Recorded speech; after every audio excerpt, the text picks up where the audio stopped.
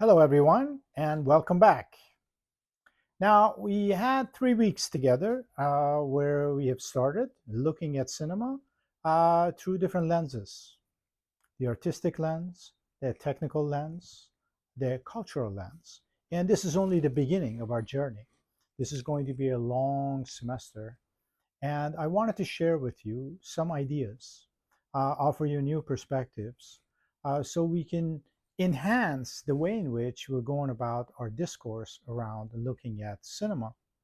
Cinema is a fantastic art form, and by that I mean literally, because it's the business of fantasies.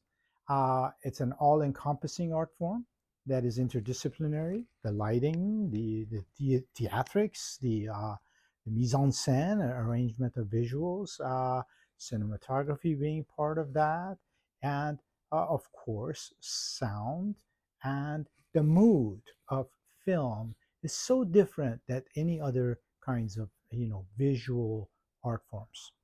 And I believe this past 3 weeks, looking at the specific films and putting those films in the context of different aspects of cinema that we have looked at: form and content, meaning, and different ways that things fit within the frame, and how cinema shows a story and at the same time tells us the story. Now, there's something else about cinema that has both amazed and baffled us over the years. Um, and that is the mystique of cinema, how it impacts us, how it can affect us. And I have argued for many years, and I've written books about this, cinema is a teaching machine that has the ability to transform us. In other words, the cinematic experience can bring us to a new place of seeing the world differently. And that's the business of transformation. Now, back in 2016, I wrote this book called Movies Change Lives, which essentially advances this argument that I'm making about the cinematic encounter. Of course, this is specific to particular films that have the kind of substance that allow the experience to be transformative. So I'll go ahead and share a few pages from the book so we can get a better handle on what I'm talking about. And so I'll share this with you, and hopefully we'll gain a shared experience here. And as we progress with the course, looking at cinema through different lenses, and of course looking at so many other films that are either on the list or later you will be looking at, and of course our specific discussion questions um, that we've been having really good discussions, I have to say. Those specific questions, bring about ideas, memories about different kinds of films that have affected us significantly. So let's start with the preface. I want to share with you. Perhaps I'll read the entire preface. Even though I wrote this 9 years ago, I think today this is even more relevant, and it will always be relevant because cinema is not going away, and cinema is only getting stronger in terms of its artistic and technological abilities, and also acting and performances have improved um, over the decades.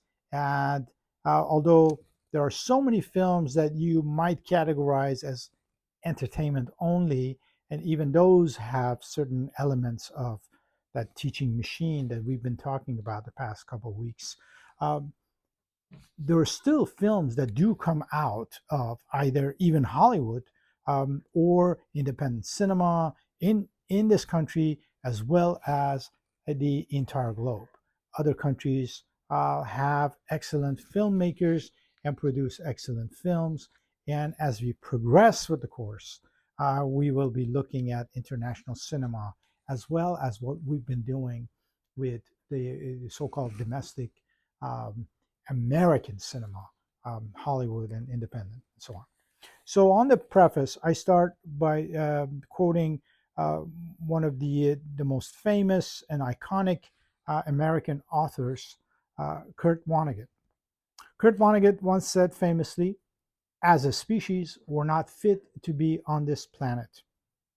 To be sure, he was being provocative, pessimistic, or even cynical. But there is insight in that claim. Could it be that the majority of us have not yet acquired the level of development to use rationality in a constructive manner and evolve to a higher place? How underdeveloped is humanity? Can humanistic transformations take place on a massive scale? While we have made great advances in science and technology, humanism has suffered mightily. We seem to be more isolated from each other than centuries before, yet we are more connected in the virtual world. In fact, it is a truism to say the world is much smaller now, but are we better off as a species? Are isms like capitalism and individualism making our collective human society better for all, or at least the majority of humans? Given the dominance of market capitalism around the globe, the collective evidence reveals that the status quo does not suffice.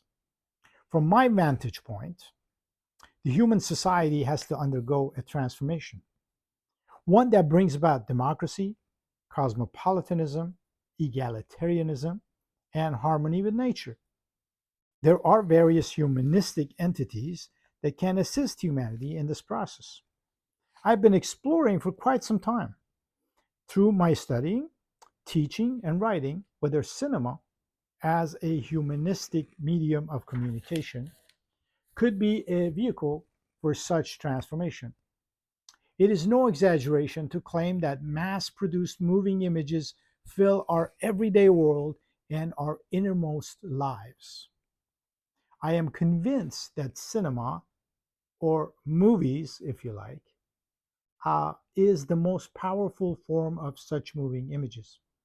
Cinema, along with other image saturated media, shapes our private thoughts and public minds. Within the past 120 years, one can argue cinema has transformed the way we see and understand the world. The visual language has indeed taken center stage in our collective consciousness. With its universal language, cinema can help us respect our differences while sharing common values, goals, and aspirations. Ultimately, humanity must move away from using the logic of the marketplace as the logic of common sense. Embrace planetary thinking and understand complexity to build a global society with vitality and cultural richness. In this book, I argue inductively that cinema, or movies, can indeed be an agent to usher in such transformation. In short, movies change lives. This can happen in the United States and it can happen in other societies as well. Given the ways in which cinema is teaching people how to govern their individual and societal ethics, this could happen. I argue that cinema is a major player in determining the terms of our social contract.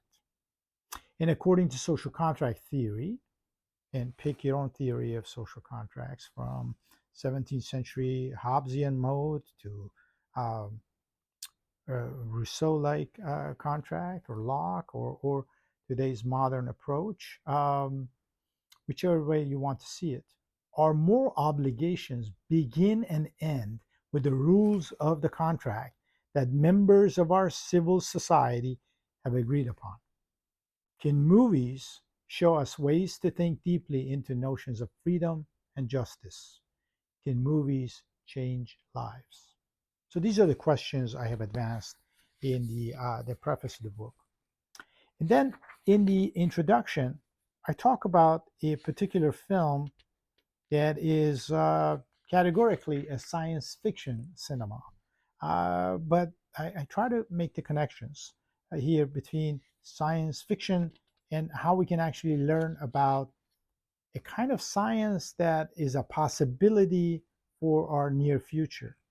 And the future is always something that uh, cinema has proactively uh, presented us in the present. So let me just read an excerpt from this piece of introduction. By the way, this is the book, and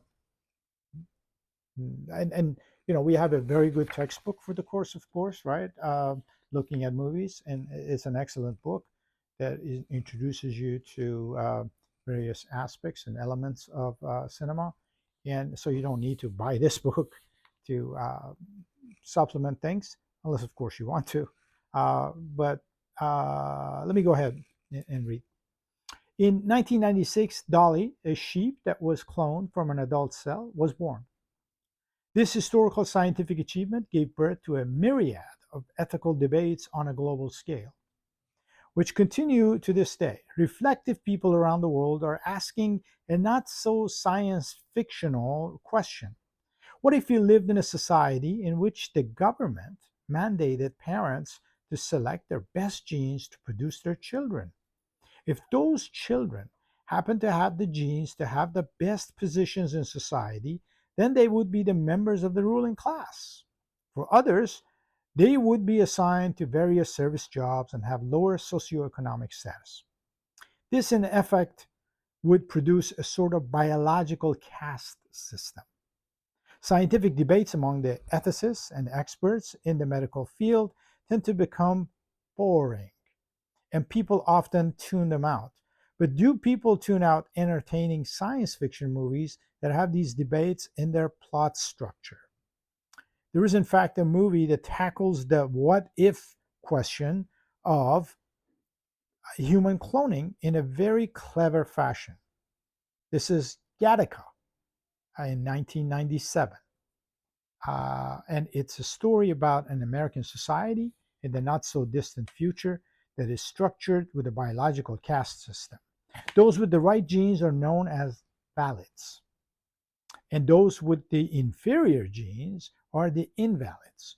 Our Promethean hero, Vincent, played by a very capable actor, Ethan Hawke, who is an invalid, decides to swim against the current and beat the system with will to power. This is the kind of hero Friedrich Nietzsche would approve of. Vincent's authentic genetic map would have him become a janitor. Instead, he wants to become an astronaut and discover new things. Vincent, who was conceived organically, falsifies his records to pass as a genetically selected valid. To be sure, there is a love story and antagonists in the film, but along the way, a strong premise is reinforced. There is no gene for the human spirit. Uh, but the film also compels one to debate this premise. What if we knew at a deeper level how our genes help us have determination and the human spirit, are our characters and personalities determined by environmental factors? Does a democratic approach to education yield opportunities to make us smart, courageous, honest, loyal, patient, and compassionate? Does our genetic makeup have anything to do with who we are as children and later as adults? Is there not a gene for the human spirit? Do genes get altered through ideology, emancipating pedagogy, traumatic experiences, and so on? Much of what happens to us in life is beyond our control. But should we not use cloning technology to gain some degree of control and form better societies?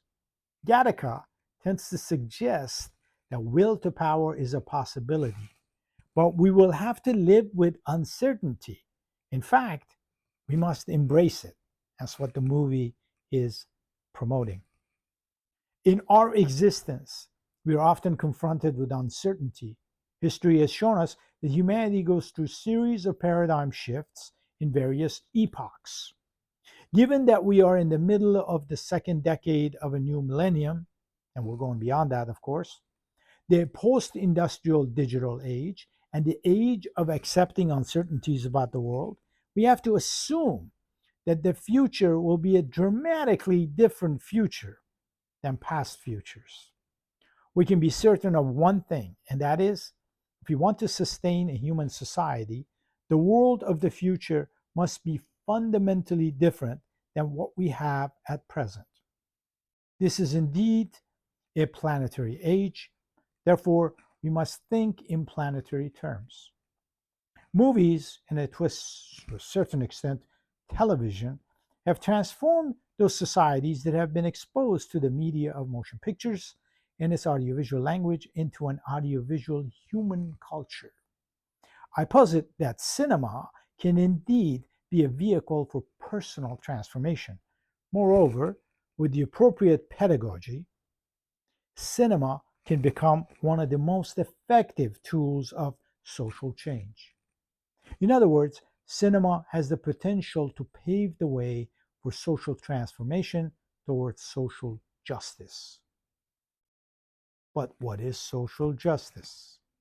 I'll stop at this point. And this was excerpts from Movies Change Lives, the book I wrote back in 2016. Um, the academic publisher for the book is Peter Lang Press. So um, there you have it. I think cinema, and by extension, television, and nowadays with the streaming services, we are looking at television very differently than we did previous generations. Uh, the streaming services have changed the trajectory of moving pictures and dramatic productions, whether it's series of limited episodes for one series or multiple seasons of a program. We get to know the characters. We immerse ourselves into suspension of disbelief takes over. Immerse ourselves into the world of those programs. But a feature film, when you go to the big screen theater and you're kind of isolated within this world of cinema, has a different feel, a different effect, and that will always remain, and it will always be unique. So that's one of the things that we can appreciate as we move forward with appreciation of uh, this art form. I hope that you enjoyed this short talk, and of course, I'll have more of these for you, and we'll get a little more specific about films and things you have discussed. And I'm really enjoying our discussions, and we are learning from one another. People are bringing up examples of films from around the world, and this is really wonderful. So thank you for spending a little time with me, and I'll be seeing you in our discussion forum.